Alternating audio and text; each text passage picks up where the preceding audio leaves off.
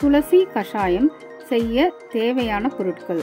முதலில் அடுப்பில் ஒரு பாத்திரம் வைத்து 1 டம்ளர் தண்ணீர் ஊற்றவும். தண்ணீர் கொதித்த பிறகு 1 கைப்பிடி அளவு துளசி, மிளகு தட்டியது 1/2 ஸ்பூன், முழு சீரகம் 1/2 ஸ்பூன் சேர்த்து கிளறி விடவும். 10 நிமிடம் நன்றாக கொதிக்க விடவும். 10 நிமிடம் கொதித்த பிறகு கஷாயத்தை வடிகட்டி குடிக்கவும்.